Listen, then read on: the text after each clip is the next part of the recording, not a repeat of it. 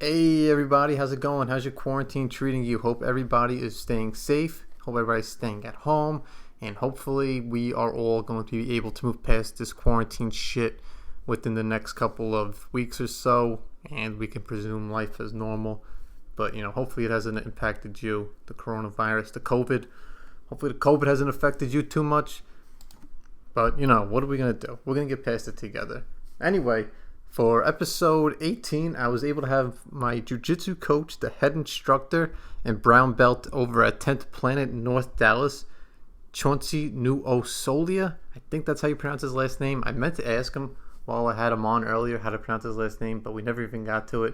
We talked about a lot of things, talked about the COVID as a whole, and also, of course, talked about his experiences with Jiu Jitsu, what got him into it, where he was coming from California, and his growth through the 10th Planet system, and also a lot of history about the 10th Planet Jiu-Jitsu as well. And it was really interesting. I thought it was great. Also, Tony Talks 8 is the Instagram and Twitter handle at Tony Talks 8, and Tony Talks 8 podcast at gmail.com if you want to email me anything. Not too many dick pics, trying to keep those to a minimum though. And if you want to follow 10th Planet in the North Dallas area, their handle is at 10th Planet North Dallas. Or if you're not in the Dallas area, just look up 10thplanetjujitsu.com and search your zip code, and there should be something relatively close to you, if not right around the corner from you. And yeah, hopefully you enjoy the show. If not, you could go fuck yourself, and talk to you next time. All right, enjoy the program. New start of it in old New York.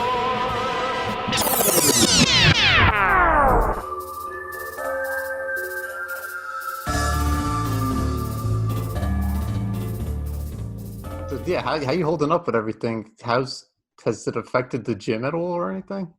Yeah, well, just it's kind of weird with the gym situation. It made it shut down, but it No, I was know in a good that. time. That I obviously know, but Yeah, but as far as no, it was a good time because we're moving our location, so we upgraded. There's going to be some surprises coming back. It's going to look like a different gym. We're going to be in a different suite, same building, different suite, but after everything gets back rolling. Nah, man, it's gonna be morning classes. I'm probably gonna do Monday through Friday morning classes, just instead of the 3 days. I'll do all five. You know what I mean? And yeah, the gym is gonna look fresh, bro. I'm excited about that. I'm working on some new gear coming, so I just been grinding as far as the gym, taking this time to just kind of look internally at the business, how it can be better. You know what I mean, for the students, for you guys, and stuff like that. So it's been real good for sure. yeah, no, Necessary. The classes are awesome. I never was consistently stayed in one program, but I throughout the years I flip flopped around to places, but the amount of technique that you put in, plus the amount of rolling you do every class, it's like you're getting. I don't know how it could be any more optimal for training.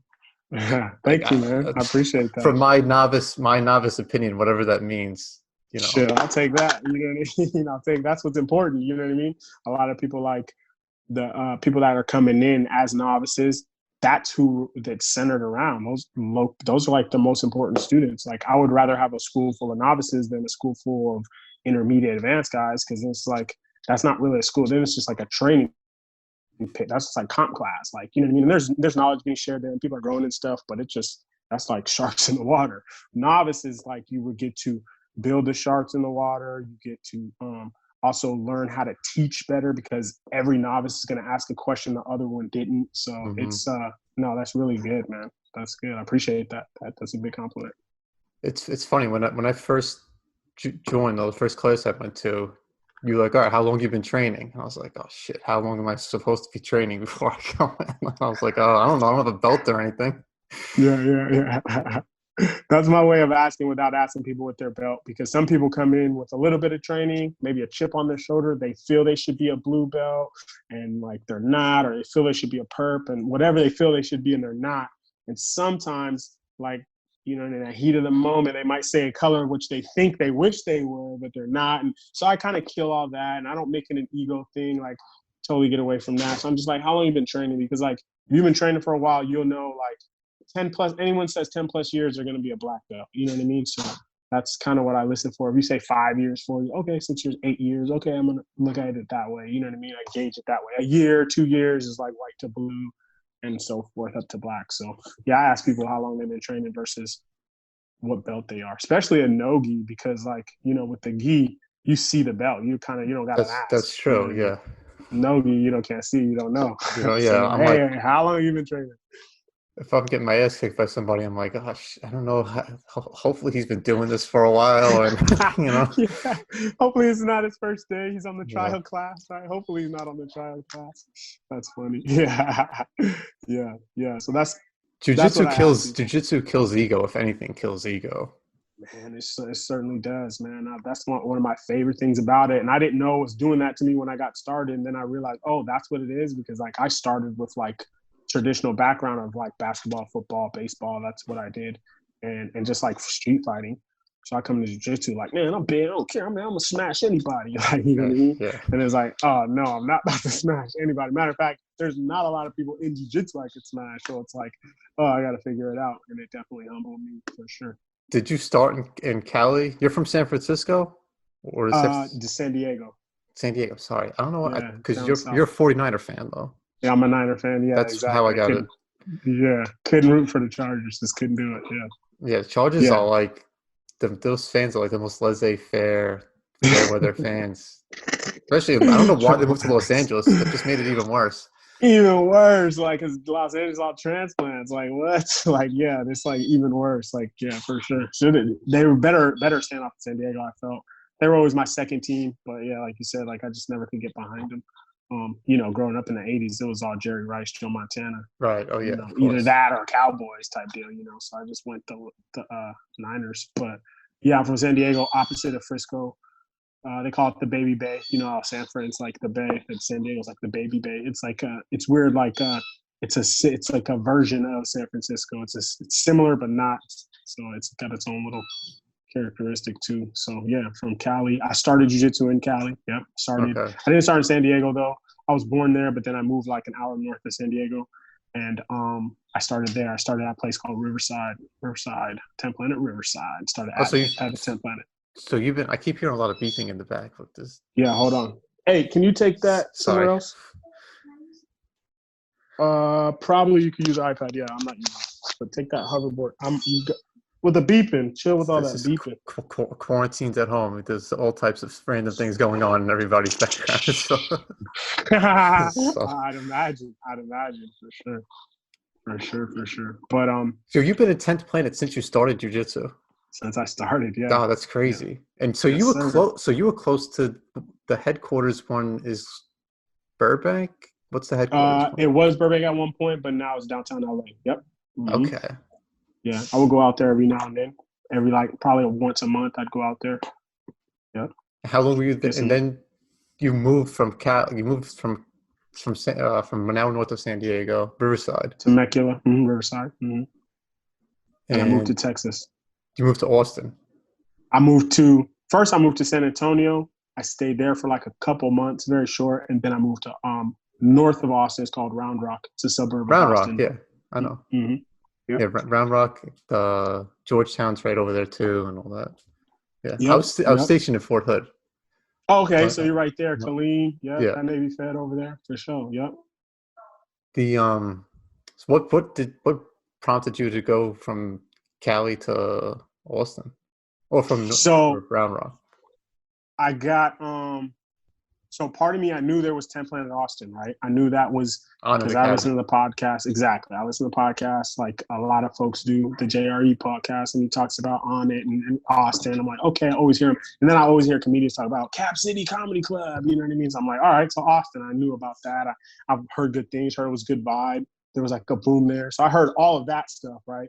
And then my really good buddy, it's like a brother of mine, he was working with this company, and the company promoted him to a manager, and he was opening up the territories in San Antonio and Austin, and he wanted me on his sales team. So he recruited me to be on his sales team. So yeah, I moved my family, packed the whole fam up, packed them up in a truck and a U-Haul trailer, and sold a lot of stuff, just kept bare minimums, and jammed out to Texas. Went to San Antonio for a little bit to like train that was where the headquarters of the company was. Train, get trained up, and then I moved to Austin. I was assigned to live in Austin. Yeah.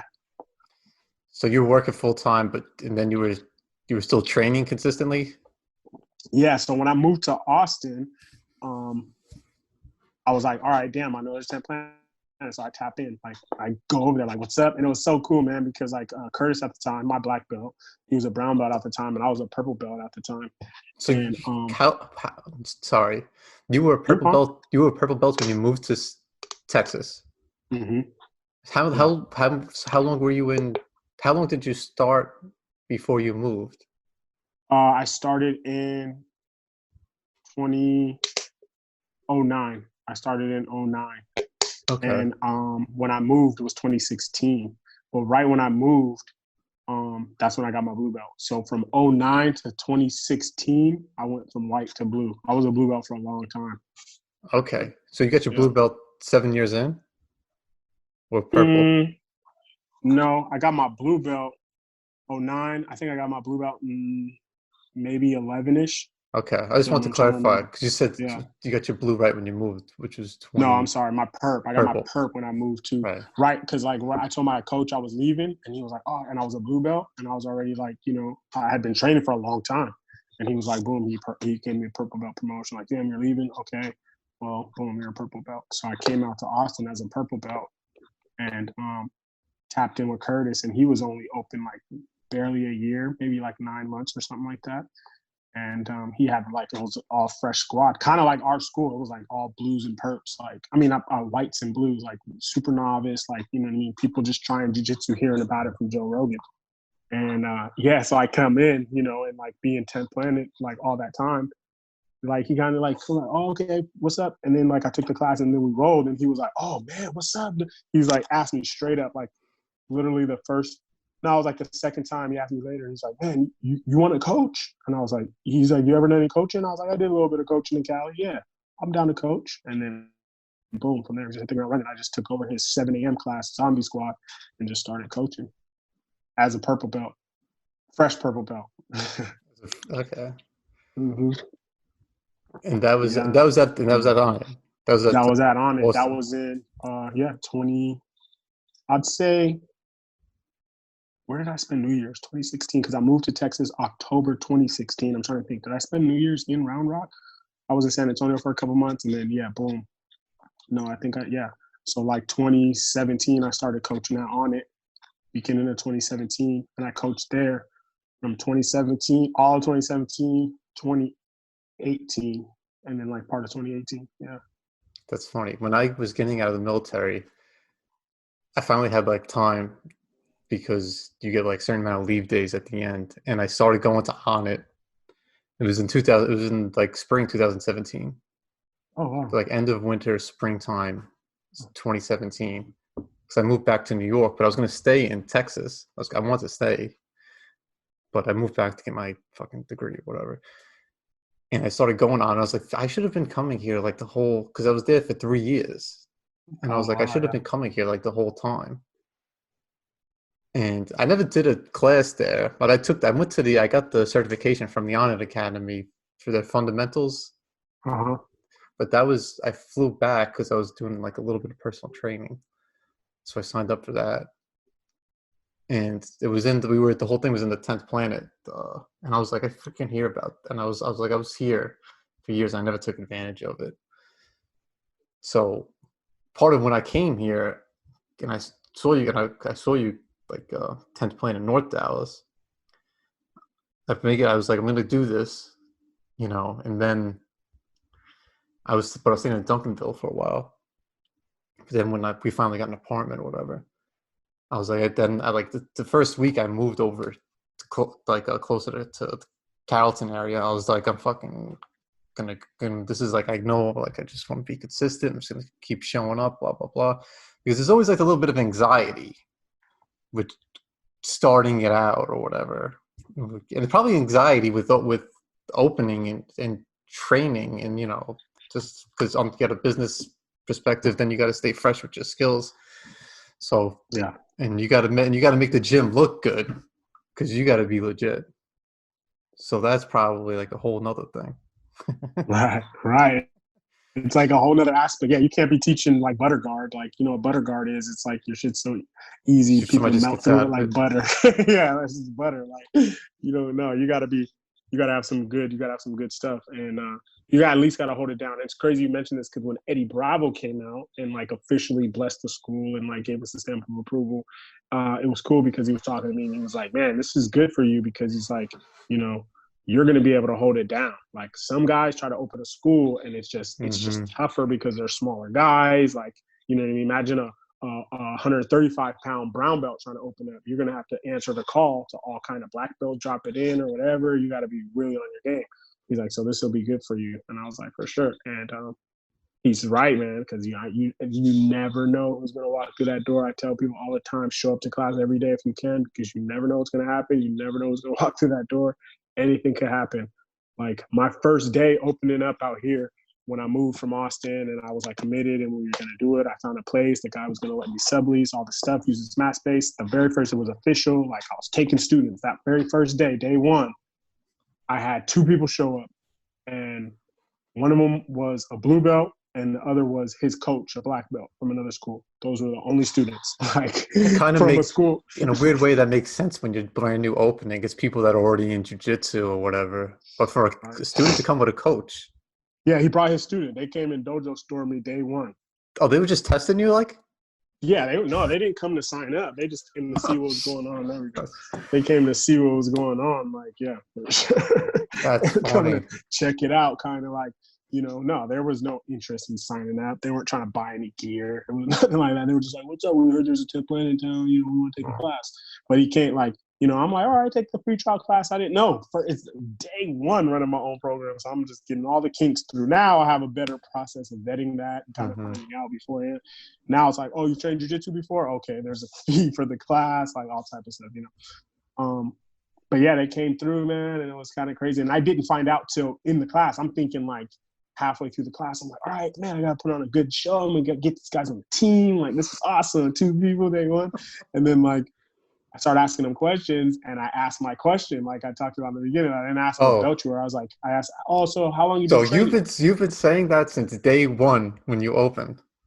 Yeah, How long you been training? I said that before. I've actually been saying that longer than that. I used to say that back in the day as a blue belt when I would go to open mats. You know what I mean? Because I'd be like, how long you been training? Oh, you cut out for a second. Sorry, am I back? No, yeah, you're good. Okay, it's my bad. When you asked that, it sounded like you had like there was like a purpose behind you asking that. I'm like, and I just totally took me by surprise. I was like, dude, I don't fucking know. I'm like on and off, but you know, I got a belt, man, like a clear belt right now. I just want, I want to get the. I want to get rolling. I always keep saying I got to let my body adapt because like dude, I could run and I work out and since the quarantine. I want to ask you about this too. If you're doing like anything to stay in shape during the quarantine, I saw you doing like a pull up. I did a pull up challenge. I do little challenges. I got to do unorthodox stuff to keep me going. Like jogging is monotonous. I can't just do it constantly for like every day or every other day. I switch it up. So a lot of body weight stuff, kettlebell stuff, pull ups, push ups. Sprinting. I got a good little backyard so I can sprint. You know, I do like little sprints or like lateral movements. That's really about it. It's more strength, to be honest with you. Like I was good, man. Before quarantine, it was like 205. I'm coming out of quarantine. I'm gonna be like 225, but it's gonna be bulk. So I'm guarantee I'm bulking up for sure. Bulk season right now. So just like body weight stuff and like a lot of reps and just like I call it prison workouts, you know. Yeah. Like prison workouts, you know. First thing I did was order a pull-up bar, and I had I don't have any weights, but I had the On It 6 program. Oh yeah. I bought it like 2 years ago and never used it. Right. And I've been every day. Nice. I do that. Then I do a set of pull-ups and push-ups superset, and then I do like yoga afterwards. Nice, solid. And I'm thinking too. I want to be flexible because when this thing's over, I want to come back to class and be like. I think your video just keeps cutting out, but is the audio still good? Audio's still good. Video cut out. I just got the alert for the power. I just gotta put some power. Go ahead. You're good though. I'm gonna be moving a little bit. That's all right. I hope I don't get you guys dizzy. So I'm like trying to, so like obviously trying to do workouts that will like complement like jujitsu. So I'm thinking like flexibility. So that's why I Right. think yoga makes sense with all that stuff. And you could get a good Right. pump of body weight stuff. Like I never like, I tried it once when I first got it and I was like, I'm not doing this shit. I'm just gonna go to the gym. Yeah.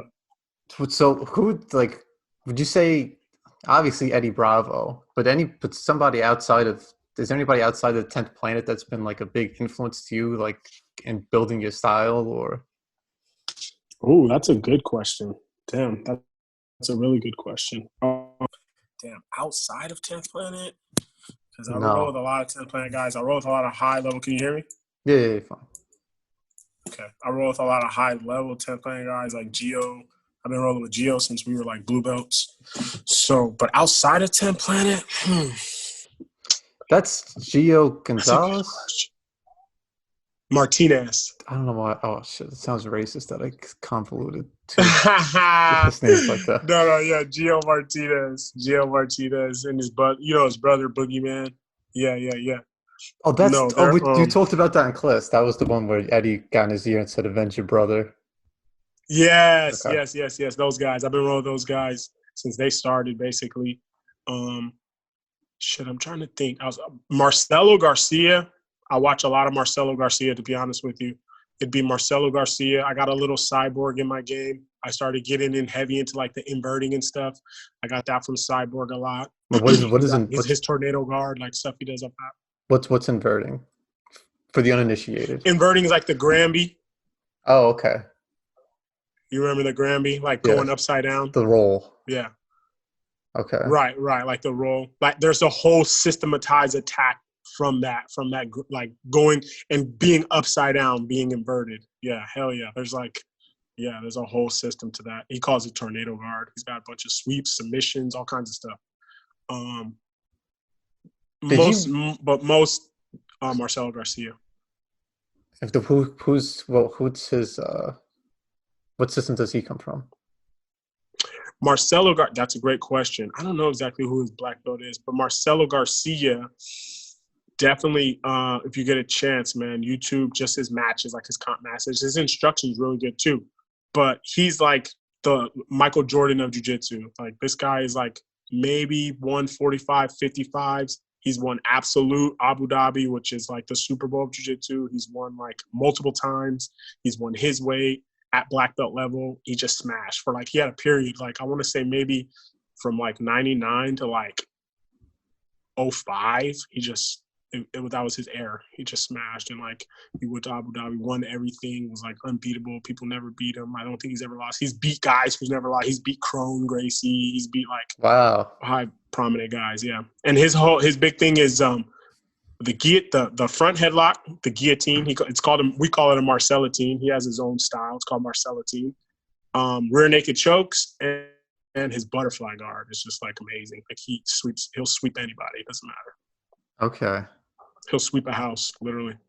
Okay, so definitely look him up then. Yeah, Marcelo Garcia. It's crazy because my youngest son, my third son, we were thinking about names, and one of the names, I was like, what about Marcelo? My wife was she was like, no. I was like, why not? She's like, we're not Italian. I was like, so Marcelo's dope. That's that is like the most Italian name. I actually had a buddy of mine on the show a few weeks ago. His name's Marcello. Oh And yeah, he's he's like the most Italian kid from Staten Island, which is hard to be because it's tough crowd, tough competition. the So do you guys do like competitions and everything like that? Yeah, we compete for sure. We compete. We compete like submission only tournaments. All no-gi, but any no-gi in the area, we'll try to compete. Our main style 10 Planet is submission only, so we'll compete. Like especially if it's submission only, we're for sure showing up. But even not, if it's no-gi, we'll show up points and we'll do what we do, whether it's a points tournament. Yeah, for sure. We try to compete as much as possible. I've been competing since a white belt. Like yeah, for sure. So what have been like ups and both ups and downs with you personally, like competing? Because Man, the ups are glorious, but you probably learn a lot from the downs. that's where I learned all of the competition. Like that's where I learned all my prep for competition, what to do, what not to do. There was competitions where I was up partying the night before, drinking, playing beer pong, and then I go compete. I didn't do well, obviously. But then I've had competitions where like I toned it in, had the diet right, you know what I mean? Went in, did my thing when my game was right. I've won, I've lost on points. I've been submitted, I've submitted guys.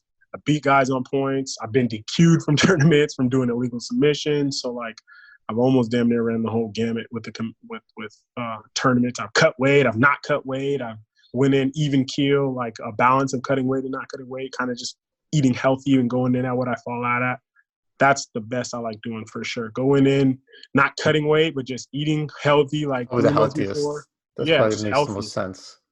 Yeah, like not starving yourself eating, but eating lean though. Super, greens, stop eating at 6:30 and throwing intermittent fasting. Man, intermittent fasting has been crazy for me, especially this past like year and a half. I've been really on that. I know it's like a faddish thing, but it's dope. I like it. It works. Intermittent, that's like 8-hour window. Yeah. I hear Dr. Rhonda Patrick talk about this on Joe Rogan. That's the only knowledge I have on it. I think that's where I like, I'm pretty sure that's where I heard of it for sure. And then like other people talking about it. And then like, everyone's body style is different. And you got to experiment with it. So I like stop eating at 6:30. Don't eat until noon the next day. I do drink water. I drink coffee before I eat. Black coffee though, no creamer. So it doesn't fire up the whatever system fires up. As soon as you start eating your first thing, there's a system in your body that fires up. So I hold that off until noon or sometimes even later. And then I eat kind of whatever, I'll eat carbs, but like mindful quantity size, hand size, I go with your fist is your stomach size type deal. So I kind of try to use that, or your hand for your meat and stuff. You know what I mean? Right. Just like that. And I was like, I had the best results doing that, for sure. I did keto for a little bit, and my cholesterol shot to 297. So I was like, this probably isn't the best thing for me. It's different. Now, I haven't done the keto. I did paleo, which I think is somewhere similar to keto. I did that back in the day in Cali. But I found with the intermittent fasting and portion control, getting those carbs is not bad. How do you feel when you're outside your window? Do you feel hungry? When it's not fat, when I'm fasting? Yeah, like outside the like this as part of the 16 hours. 12 to 6, right. A little bit sometimes, and I use stimulus for that. Coffee helps with that. Cannabis helps with that for sure. Yeah, but no, it's like sometimes, and then it's just mind over matter, like especially after like day 3, day 4, Mm-hmm. you're like, all right, when I'm hungry, I'm like, oh, I'm hungry. I'm like, oh, it's time to eat. Boom, and then it'll be ready to go. So it regulates out. That's true. Yeah, a lot of it. Yeah, I guess that's part because everyone wants to feel perfect all the time, but sometimes you just got to push through in your head, and then you just it's like anything else; it just becomes repetition. It probably gets easier. Right, for sure. Get over that hump because, like, like when I'm off of it, like if I break it for like a couple of days, like especially with quarantine, like when I first got into quarantine, I was not intermittent fasting, nothing. I was just fucking eating whatever, and I was just like. This just made me think of something. When this stuff was first coming down, you were kind of like, oh, you didn't want to hear about it, whatever. So how's your whole opinion of the whole this situation? This is kind of off course from Jiu Jitsu and nutrition and stuff, but I'm just curious, like, what's your whole opinion of what's going on now with just all this stuff? Have you looked into it to quote a great 10th Planet prophet? I have. I definitely have looked into it for sure. It's layers, man. It's a lot of layers to this thing, which is kind of crazy. So what like I've come with out of these layers and like looking into it and still like learning about it and hearing and reading and researching, it's like anything else, right? Anything else that can kill us, like, you know what I mean? Like, imagine if tomorrow we found out a certain type of vegetable killed us, but we've been eating it for a long time, right? And it's in the stores and everything, and we got to, like, stop selling this vegetable because it kills some people, right? And we'll be like, put a big thing about it. It's like, oh, this killer vegetable, have you heard? Watch out for the killer vegetable. You might, some people can eat it and some people can't, right? Apparently, so we stopped having broccoli. my girl looked it up and said it's all man-made. Like broccoli was like bred for generations, and it's only good. Corn too. Corn. Corn too. Corn, yeah, corn Oh, for sure. so you knew that about broccoli? I did know that about broccoli, but I didn't Oh, know corn was like that. There's okay. a couple of them. I thought, yeah, broccoli's one of them. Corn, I think. I want to say Carrots. there's a couple of them like that are so GMO'd out the game. That's just what they. Yeah, So we're just it's having like spinach, kale. nice, I don't fucking know what else now. That's all I keep nice. buying. Sorry, That's keep going. You're yeah. It's man, it's serious for sure. For some people, it's not going to be serious. It's a lot of political shit that goes down to it. There's viruses out there every day. This is the ecosystem. The viruses come, they kill off some people, and they rise up. Like, I got a very, I don't know, bleak look or I don't want to say narcissistic, but like dark view, I guess, whatever about it. But it is what it is. Like, you die of COVID. That's out there. Heart disease out there. Diabetes out there. You can get a stroke. I was talking to my wife. My wife works out of hospital. She's on the front line. She's in the ER right now, admitting patients right now while we talk into the ER if they have COVID or not. And it's like anything else. We're just kind of magnifying this because our infrastructure is fucked, because we don't know how to like determine if we don't, the testing is not there, the vaccine is not there. We're nervous and it's mutating. it's all new. Very. And that's the problem.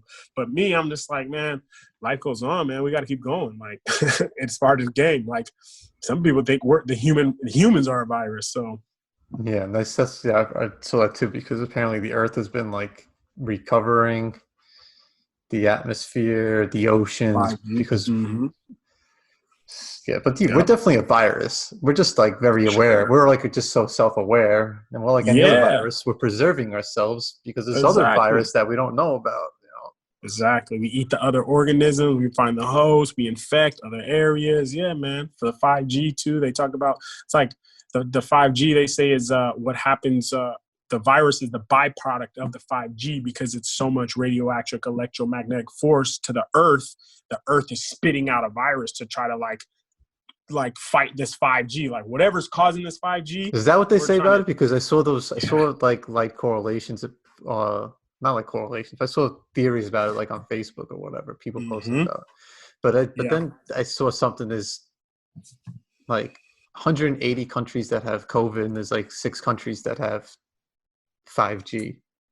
5G. Right. So, and when I was hearing the doctor talk about it, or the professor or whatever, he was saying it's like it's affecting the world. Like, just because it's so strong. 5G. Yeah, just because it's not 5G in that area, it's 5G in general. That shit's floating through the air. It's like, yeah, maybe the 5G in LA, it travels over time and hits Wyoming, and now Wyoming's freaking out because they're not used to having the 5G over there. You know what I mean? It goes way crazier. It's like a lot of levels to it. So it's just like, you can't think like, oh, no, it's not over here. Like, nah, it's in the air, it's in the soil, it's in like transfer from humans. Like, yeah, man, that shit.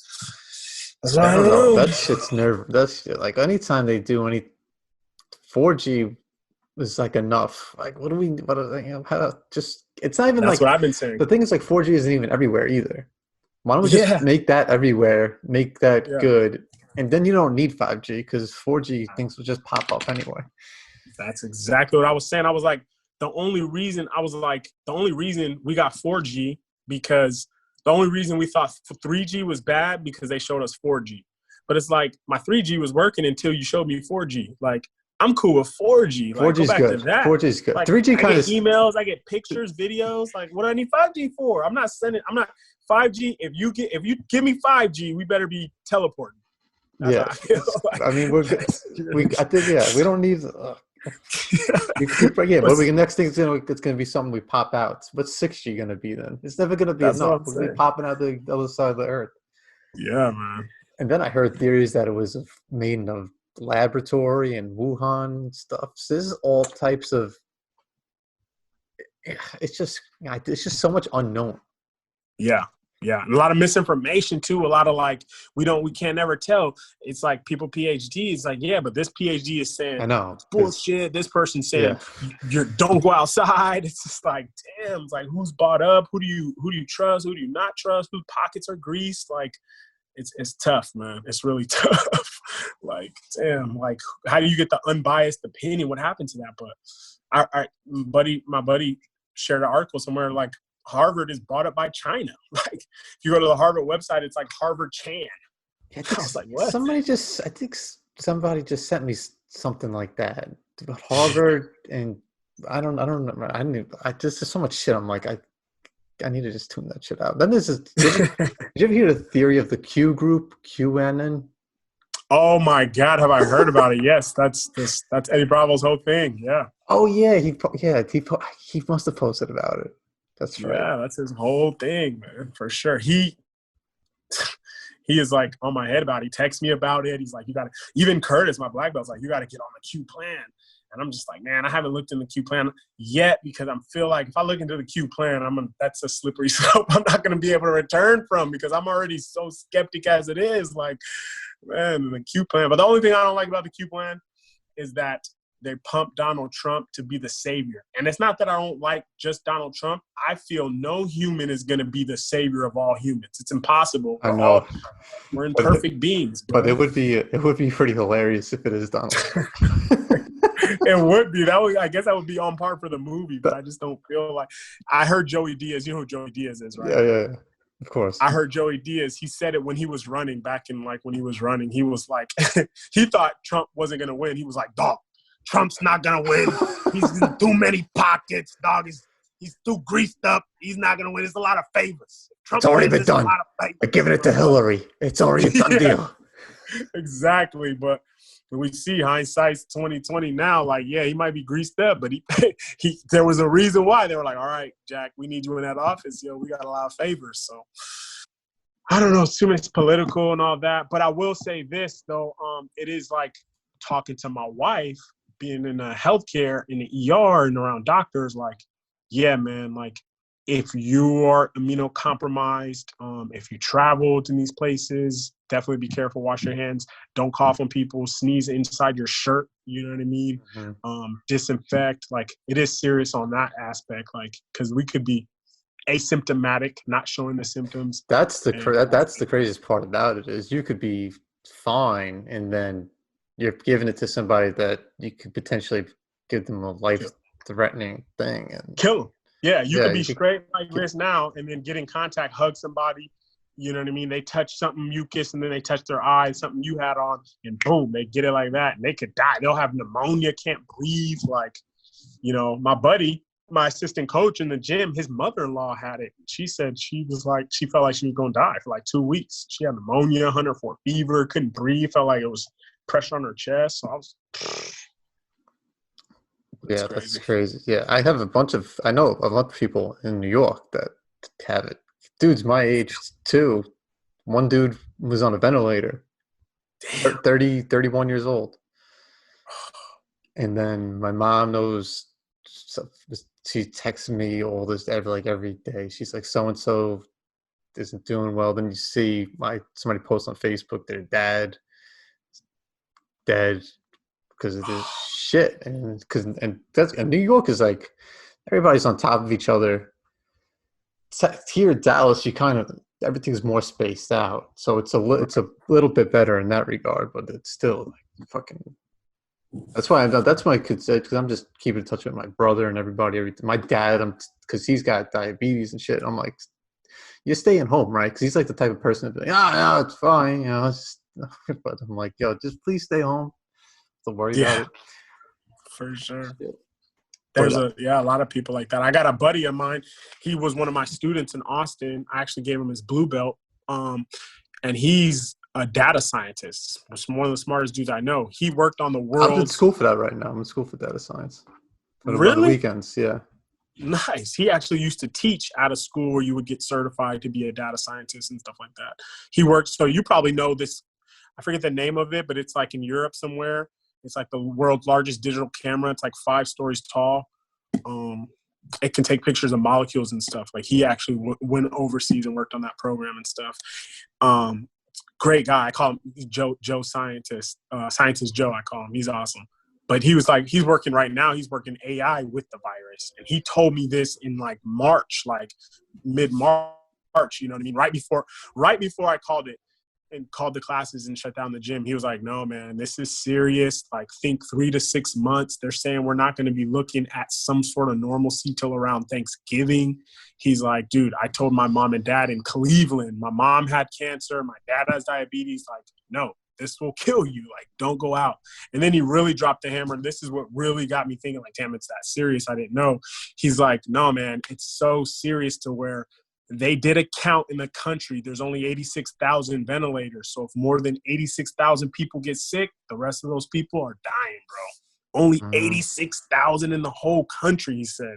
So figure that. Like, that's why they're talking about slow the curve and we can't have everyone get sick. Some people are talking about herd immunity and just everyone get it, get over it. And it's like, no, man, if 87,000 people get it, the rest of you herd immunity, you're going to need it. You're going to die off. Then people are like, oh, it's only a 2% kill rate. And it's like, that's a lot. If they did no preventive measures and they actually did 100 million people got infected, which is what they said if there was no stay-at-home shit or anything. That's 2 million people. That's crazy. That's fucking nuts. That's crazy. That's whole like counties, multiple counties in some states and shit. Like, yeah, that's like a couple of Wyomings. Yeah, for real. Seriously, yo. Damn. Yeah. So I'm being be safe. So I take it serious, but then also like not being an asshole. Like, you don't need to buy a pallet of toilet Oh my paper. God. I went on it. Like, if you listen to early episodes of this podcast, the first couple of them, I'm just like, I don't just, why you're taking toilet paper. What are you going to do with that? Like, that's not going to save you. And you're screwing over everybody else. I just hate that. It just drove me crazy. Worst, man. It's seriously the worst. I had to make a tweet the other day. I was like, yo, if you see me in the grocery store with a grocery cart full to the brim, I'm not panic buying. This is a family of 7. Like, leave us alone. Like, we're just going to go regular. You're in a family of 7? Well, it's my family, which is a family of 5. And then I have my mother-in-law and my wife's little sister in the home with us. So we're a family of 7. Yeah. So you got a 7-person household. Yeah. Wow. That's what I'm saying. Yeah, so we're just trying to. Yeah, you need a couple of carts.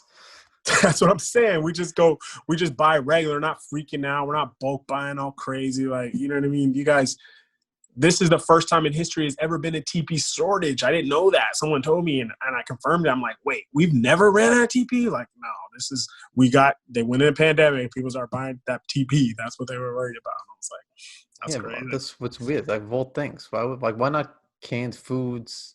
Like, well, and then just like the virus moves and mutates, the virus on our economy did that too, because now you see, like, if you go, it's like flour, oil, hand sanitizer. Shit, we ain't seen hand sanitizer in like 2 months, bro. I haven't seen hand sanitizer in a long time. So it's just like, it moves. It's like moving. Ammo, you know what I mean? Here was a crazy one. I was setting up my my backup for my home, my time capsule, and I needed to plug my backup hard drive to my router, and I needed an Ethernet cable. Why I go to the store, there's no Ethernet cables. I'm like, what the hell? Chill out, doomsday preppers. Dude, I have like 8 Ethernet cables that I've just had for years. If you need one, let me know. Damn it, man. I might take it back to Walmart, man. Seriously. It's crazy. It's random stuff though, just like Ethernet cables, like pens, spiral notebooks, like what? Just moving. So I just try that, man. That's that shitty part. Shitty. Oh, and then people are so virtual signaling, trying to with the mask and the gloves, but you're touching your face with gloves on. Oh my God. You got the mask in the car. I saw this lady. This lady was wearing gloves and she's touching everything. Then she just like with no regard. And then she opens a bag of chips and starts eating the chips with the gloves on. That's hilarious. I was like, I gotta get the fuck. I hope you get corona. Like, yeah, that's what do they call that? Survival of the fittest, right? Yeah. Natural selection. Like, yeah, that's corona. You ate the corona and like, I got it. It's like crazy. I don't know how I got it. I wore gloves everywhere. Like, yeah, I'm sure you did. Like, yeah, man. So that part is annoying. That part obviously don't like for like an old man on the porch. But, you know, also take it serious. And then, like, some of my neighbors, like, you know what I mean? Social distancing, how far do you want to take it? Like me, if you think about this is crazy. Social distancing is anti-jiu-jitsu. If you want to stop the jiu-jitsu black belt, stay 6 feet from them. He can't touch you. His jiu-jitsu is immobilized. He can't strangle you. Can't break your arm, right?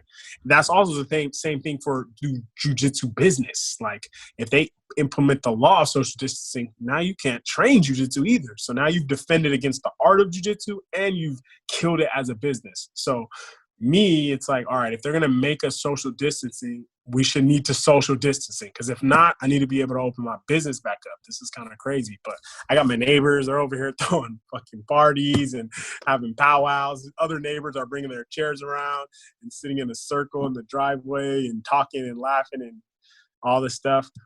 So I'm salty at that. But I think I'm more salty at that because they never invited me yet, to be honest. I'm like, what the hell? I got the neighbor to my right and then the neighbor to my left. And then they walk past my driveway and go to the other one's driveway and hang out. And I'm just like, yeah, fuck you guys. Whatever, man. I don't need your shitty Lone Star beer anyway and your topical conversations about the weather. Have you ever done DMT? Going that the whole Those are the combos I need. Yeah, exactly. Have you ever that? Well, that's crazy, man. Have you ever done DMT? I have not. Okay, man. I'm definitely, I've done natural DMT where you dream, lucid dreams. We all have. Yeah, we all have done crazy lucid dreams, right? But no, never induced it like that. Definitely down, but never gotten the opportunity. Wasn't in the right party for that. Okay, I've done ayahuasca twice. Oh no! Like with a ceremony with a shaman. Shaman, yeah, in Peru. Ah, that's awesome. Yeah, that was crazy. That was awesome. That was crazy. That was amazing. Yeah. That was the best, man. Yeah, life changing for sure. You came out of the experience different. Yeah, I think about it every day. I think about it literally every day. Wow. Just like it puts everything. It shows like all your insecurities. Like you talk about ego, like really destroying your ego. Like, do you ever see Terminator 2? Yep. I think about when the T-1000, the liquid guy, gets thrown into the lava or the metal thing, and you just see him disintegrate or like melt away to nothing. Like that's what I felt like my mind was, because you always have so many thoughts and your mind's like constantly rotating on top of each other. It's just like it's like such clarity with each individual thought that you're just thinking about one thing, and then it's like reveals like its true meaning of it or something, and then it just like goes away until you just have one thought left and you're just so present, and you're like, I remember thinking, wow, is this like what it's like when you're dead? Like, is this where I go when I die? And then because I was gone from my body, like I remember coming back to my body and like my tongue feeling around my mouth, and I'm like, oh, I'm back in this vessel. Damn, that's crazy. Yeah, it was crazy, man. No, I haven't. Yes. So, yeah, sorry. This is the first time I brought up ayahuasca on the podcast. That's awesome. I've been wanted to. I want to get like somebody like a psychedelic expert on at some point. Like, I just don't, So I want to switch gears back to jiu-jitsu and okay. Shit. But so when you first joined, did you do it a day at a time? Did you know it would pretty much like take over a huge part of your life outside of like family and everything? No, I didn't, because when I started jiu-jitsu, I didn't, like, my very first introduction on the mats, I didn't have a family. I didn't have like my son or my wife wasn't around. I wasn't with my wife. I was a single guy when I first discovered jiu-jitsu. So and then I was like super spotty. Like, what made you go? Was it UFC? Was it like? Kind of. It started with my buddy, man. It was funny. My buddy, my roommate, he's a really good friend of mine, and I had got my mom kicked me out of my house. I was staying with my mom. So I was like, I was 19, 20. I was 20. Mom's kicked me out. She was like, nah, you got to go. You're wilding. You're not even working. You're just doing whatever you want. It's not cool. Like, you're not going to hustle in my house. Like, get out of here. So she kicked me out. I moved in with my homie, and he trained jiu-jitsu. He trained jiu-jitsu, and he had trained before. And there was no gym around that they would go to, but him and another guy that they worked together, they would just roll in the living room. And when I lived there, I was like, what the hell are you guys doing? Like, the first day, I was like, what is this? And they're like, it's jiu-jitsu. I'm like, man, this shit looks gay, bro, straight up. Like, I was like, it looks gay. I had the so machismo attitude about it, the macho attitude. And he was like, man, if I put you in the mount position you're not going to be able to get me off. And I was like, what? And he was like, all right, let's do it. So I got down on mount. He got on top of me. And he was like, we put the timer on, go. And I'm trying to get him off the mount. And every time I try to move him, he's choking me. He's arm barring me. He's staying in mount. He's doing all these things. I'm like, all right, what the hell? And he's like, all right, let's flip. Now I'm going to go on the bottom. You're going to go on top. And don't let me escape. And I was like, all right, I got this. I'm way bigger than dude. I'm 200 and something pounds. He's 150. I'm like, I got it. Man, go. He's bucking out, shrimping, escaping. He's from the bottom, getting on top, still choking me out, putting me in arm bars. And I'm just like, what the hell is this? I'm like, and I know this guy is my homie. You know what I mean? So I'm just like, you're my homie. You're regular. You're my homie. I know you're not like jiu-jitsu master. So what the hell is this? Like, and I'm stronger than you and bigger than you. And you came from, you said you had an athletic background before that. Yeah. Football, basketball, baseball, traditional, super tradish. Like, didn't even play hockey or soccer.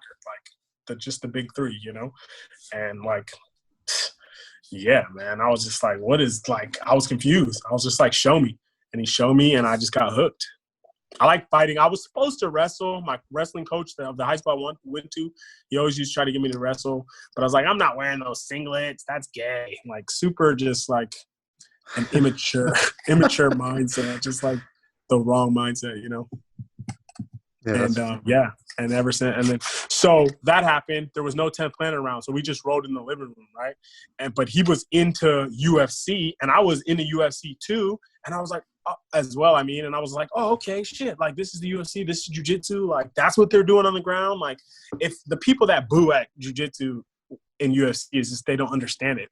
They're speaking a language they don't know. So they're just like, bro, you know what I mean? So, but if they understood what was going on, they'd be like, oh man, tuned in. And that's what happened. So mixed that with UFC, and I was like, yeah, I was hooked. And then the first 10th Planet opened near us. It was an hour away. So we would go there like once a week, twice a week, and then train at home, and then go there and then train at home, like that type deal. An hour away. So you drive an hour away once, twice a week. Yeah.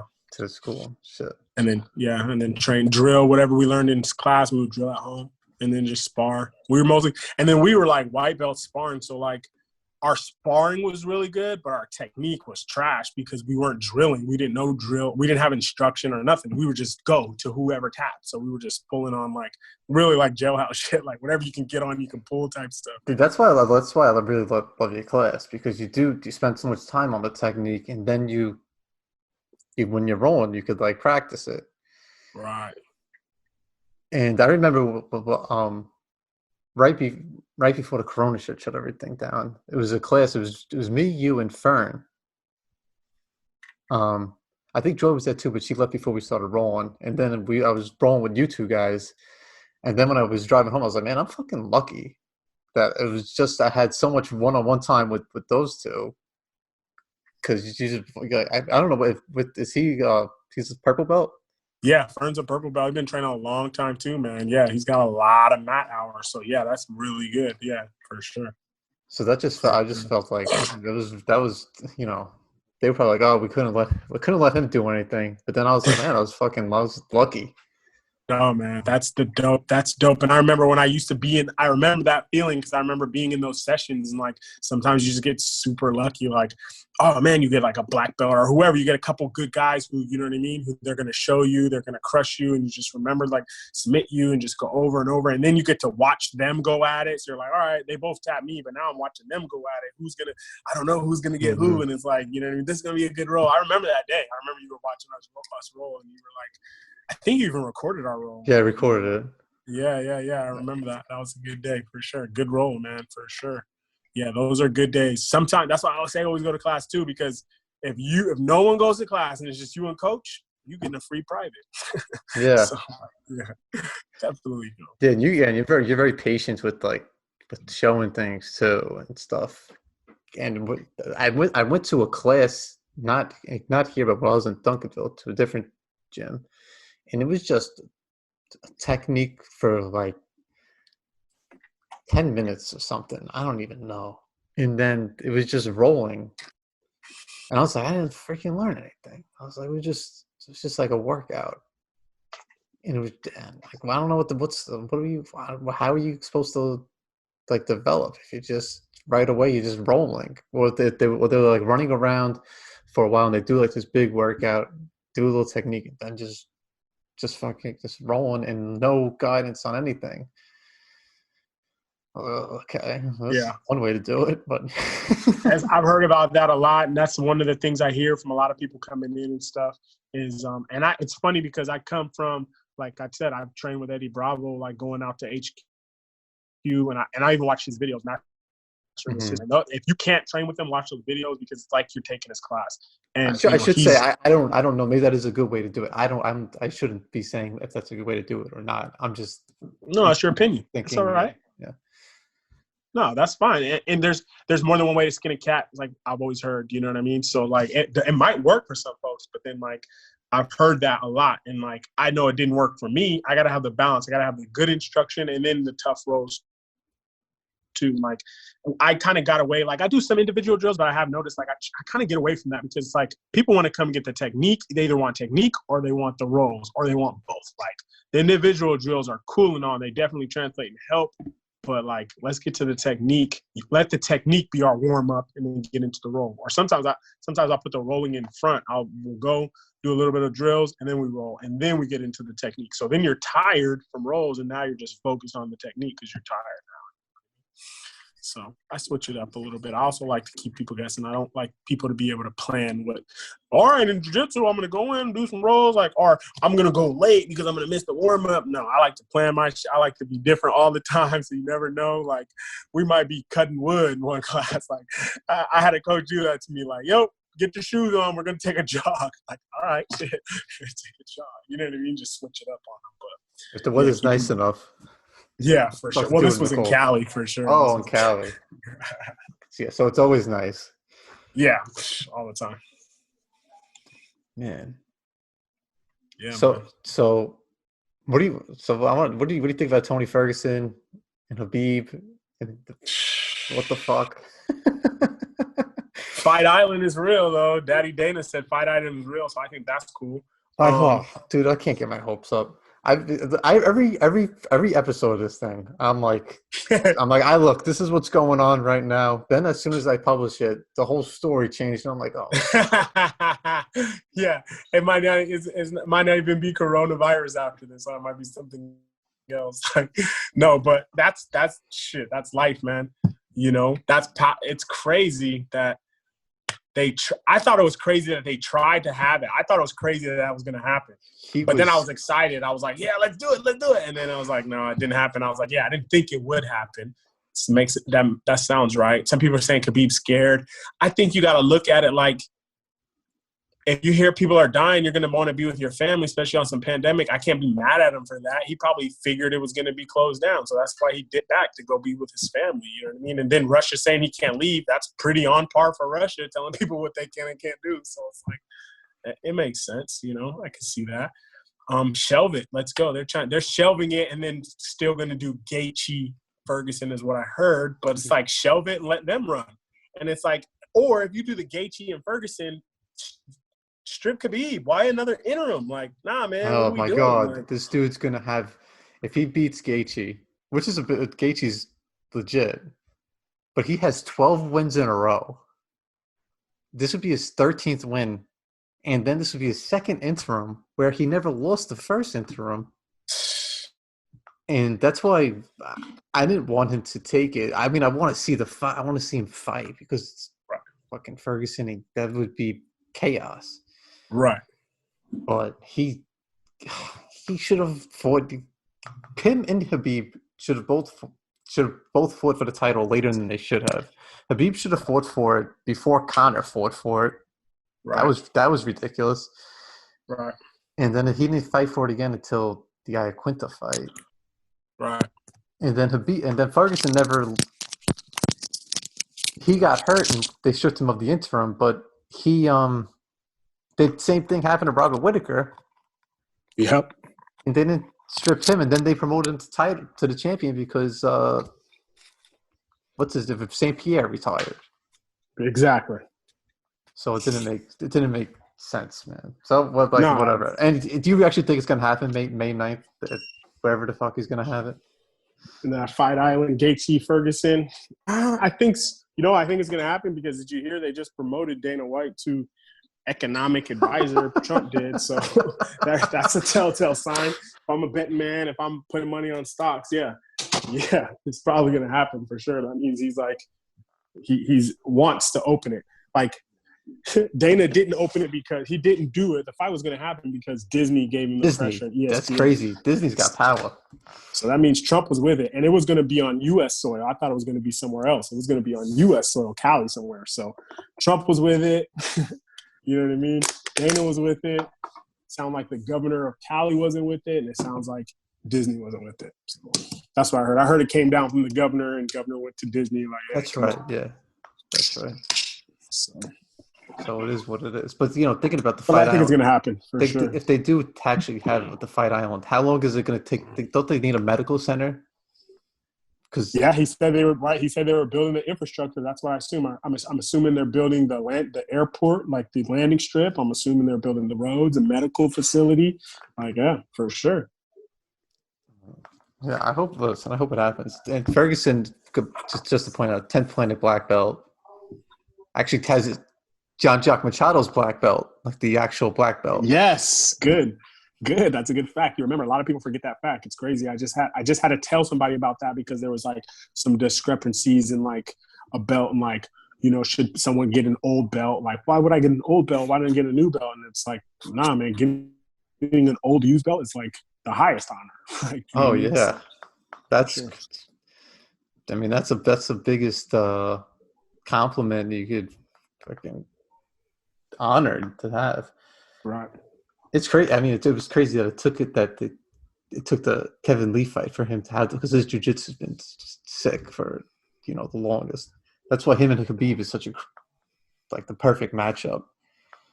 Oh, so we need to have it to happen. I wrote that Tony Ferguson very strong. I wrote that he strangled me. You did? Chance. Yeah. How was that? He manhandled, and this was before he got his black belt. He was still a purple belt at the time. I think he was a perp or a brown, one of the two, and I was a blue belt. And he just manhandled me, he just chewed me up. He darced me 5 times in 5 minutes. It was ridiculous. And yeah, he's super strong, super fast, but very, very strong for his size. It's crazy. How big was he when he was rolling? If you had to guess. I had to get. What does he fight at? What's that weight he fights at? 155. He was probably 160-ish, like a heavy 160, maybe light 170, because it was out of camp. He wasn't in a fight when I seen him at HQ is where I seen him. He was out of camp. I got a picture. I'll show you the picture we took. We all took pictures like Eddie Bravo. It's like me. It's like Tony Ferg in it. It's pretty dope. Oh, that's cool. He was probably a heavy 160. Mm-hmm. Yeah, that's sick. That's awesome. That's why I can't wait for this stuff to go over and to get, I want to learn technique, because I wrestled in high school and stuff, and I know you could roll and whatever, but I always lacked that technique. So, I don't know, to get to the next level or whatever. I know I need to learn shit, because I'm strong for myself. I'm 150. I'm strong for 150, but there's always that gap that I need technique to be an equalizer or whatever. I don't fucking know. I'm learning, but yeah, man. We're over an hour in. And we could get ready to wind it down. Okay. So what's 10th Planet North Dallas? At 10th Planet North Dallas on Instagram, 10th Planet North Dallas on Facebook. That's it. Follow those. That's what I promote. The website, 10thplanetjjdallas.com. That's the official website. But the most official, fastest updates are going to be from the Instagram or the Facebook for sure. Follow us up there. We're rocking and rolling. I was just talking to my landlord at Pong, and we're going to be going, man, soon. Like, and that's why, man, I love Texas. I made that move from Cali to Texas, and I'm a Cali boy at heart. That's why I was born and stuff. But like Texas is like the way they've handled the corona. Like, if you look like in the top, I think the top 25, they're not even in the top 25 of like confirmed cases and deaths. Like, well, that, apparently there's like an uptick recently. Really? In Dallas County. Really? Yeah. This is the thing that's so shitty about this. Because it seems like everything's normal, but we just might be behind in the cases. That is true. But my wife said they didn't have tests at her hospital for a long time. They barely got tests. And she didn't have any deaths just until recently, like a day ago. It was their first COVID death at her hospital. She works at the hospital in Flower Mound. In Flower Mound? Yeah. That's kind of like right in the middle of things. Oh, my God. Yeah. Well, follow the page anyway, even when because when these things just those pop up, great place to learn. Hard and heavy, we're going at it, man, for sure. And if you're and just look up if you're not like in Dallas and listening, just look up 10th Planet and support because it's good to learn from 10th Planet in general. I would agree. The systematized jiu-jitsu, it's one of the few jiu-jitsu programs. It's a system from everything from A to Z in jiu-jitsu, mount, side control, submission, sweeps, how to defend, how to escape, everything you need from standing to the feet all the way to end of the fight. 10th Planet's got it sold in. So 10thplanetjj.com, that's the official website. Click locations. You can find the 10th Planet near you. You're listening on the East Coast, anywhere, Pennsylvania, South Africa, Australia we're in South Korea. We're in Europe, Germany. Shout out to everybody, 10th Planet worldwide. Over 100 locations. And the dope thing is, if you train at one 10th Planet, you train at any 10th Planet for free. Oh, wow. I didn't know that. Mm-hmm. If you're I know there's a lot of listeners in New York, and there's a 10th Planet Woodbridge. There's a 10th Planet Woodbridge, and then there's a 10th Planet New York. Yeah, that's right. They right when I moved, they opened that in the Manhattan. Yep. And then you got Bethlehem in Pennsylvania, and you got Allentown in Pennsylvania, and you got New Jersey. What's the one in New Jersey? I forget. Newton. You got, all over there, baby. Get it in for sure. East Coast. There's only 10 planets, but there's a lot more 10th Planet Jiu-Jitsu studios. Say that again. I'm sorry. I'm saying there's only 10 planets.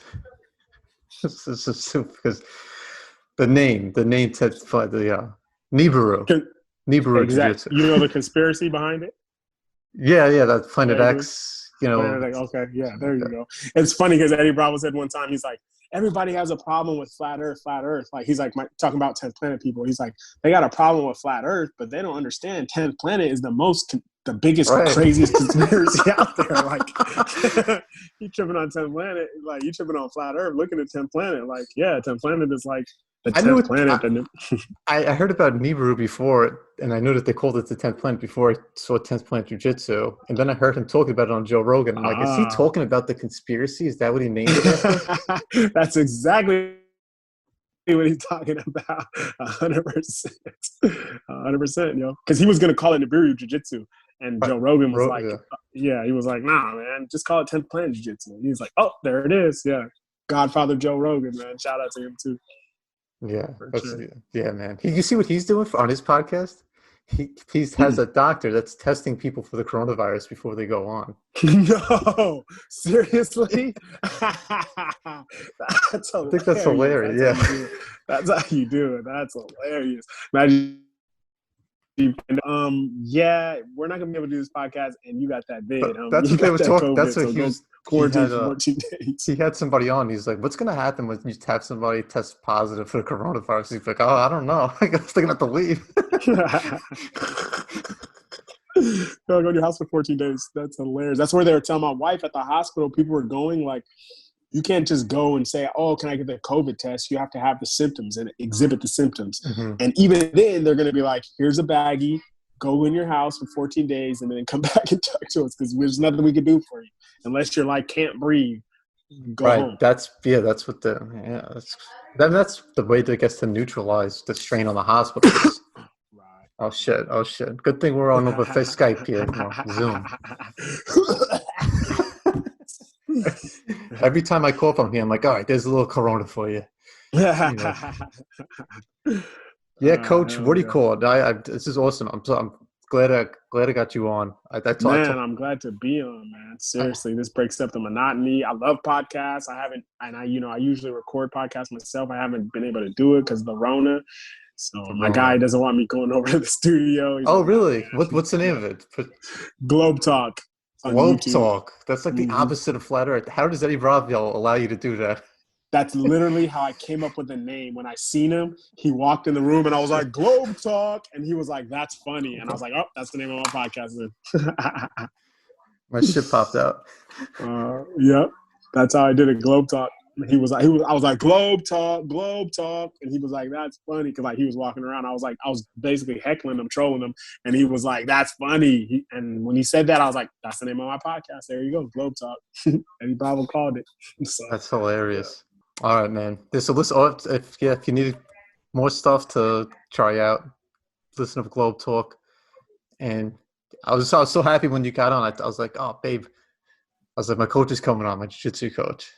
Nice. I'm excited. I'm glad when you shoot the invite, I was like, hell yeah, I got a lot of shit to talk about. Like, I can only do so many Insta stories. People are getting tired of them. So I'm like, I need somewhere to, like, let all this out. I got a bunch of stuff to say. Like, yeah, so thank That's you. If you ever that's want me to do yeah, of it again, let course, me know. I'm down. of course. I think that's a good and that's a good thing right now is we're able to still connect on these things, so people could still, whatever, let off their steam and shit. So, Right. all right, For boss. sure. All right, my brother. Well, you stay safe, and I'll hear from you soon, man. Shout out to everybody. Peace, love, peace, and chicken grease. Thank you so much. Absolutely, chicken grease, extra chicken grease. That's right. Peace.